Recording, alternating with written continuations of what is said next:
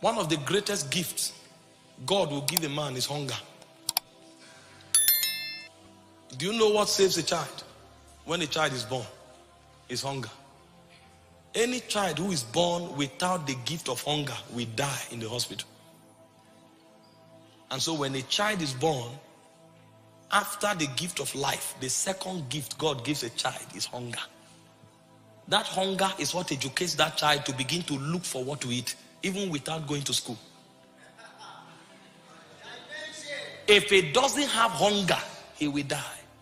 Because he won't know that he needs strength. He won't know he needs to eat. He will die. Do you know what the Bible said? It said, blessed are they that hunger and thirst after righteousness. Hunger is a blessing in the spirit. And so when God wants to help a man, he gives him insatiable appetites. You pursue the presence, you pursue the things of the spirit, you can dwell there for aeons. How would Moses, a man of over 80 years, climb Mount Sinai?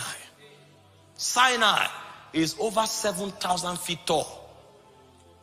Do you know how many blisters he had on his leg when he was climbing? A man of over 80 years. He will climb and fall, but he kept climbing because he knew on top of that mountain dwelt the glory of God. And the only thing he wanted to see was the Shekinah. When God told him, go, the angel of the Lord will go with you. He said, if you don't go with us, we won't depart from here.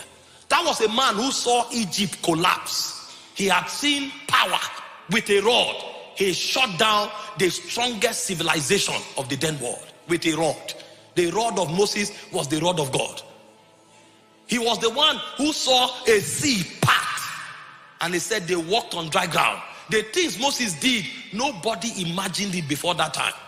Moses could turn his staff towards a sea, and the sea becomes blood.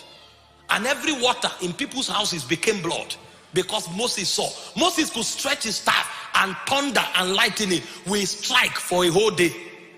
Moses could call darkness, and darkness will come from nowhere. And the Bible will say the darkness was so thick you could feel it. He walked in such power, but there was one hunger Moses had. Show me thy glory. He said, no man see me and live. I'm willing to die. Show me thy glory. What is life without your glory? And he said, I will cause you to hide by the cleft of the rock, and I will cover you with my hand, and my glory shall pass by. That was when Moses became a god. Because when a man sees God, he becomes like him. The Bible said, it does not yet appear what we shall be like. It said, but when we shall see him, we shall be like him. The moment Moses saw the glory, he became immortalized. Moses could no longer die. God had to kill him. Because if you leave Moses till today, he will still be walking on the earth.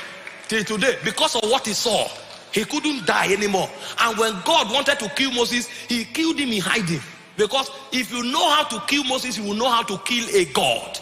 It was a technology that existed only among the Godhead.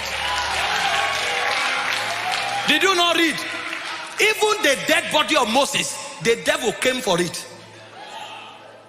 So a man's dead body who is immortalized is more relevant than a living person who has no immortality. The devil came looking for Moses' dead body. They want to take it to the museum of hell so that they can study Moses. Demons wanted to study what was in Moses that made him to be immortal. And God will mobilize an archangel to come and fight for the dead body of a man. And you will think that body will decay. Many years later, when Jesus came, Moses wore that body again and still came to the Mount of Transfiguration, because that body had become an immortal body.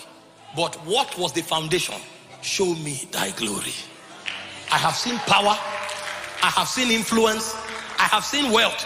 They left Egypt with the gold of Egypt. If what he was looking for was money, he had more than enough. Is it influence?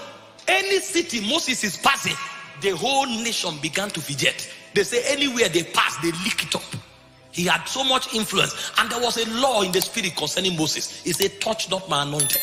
Do my prophets no harm. If they carry stone, they will win battles.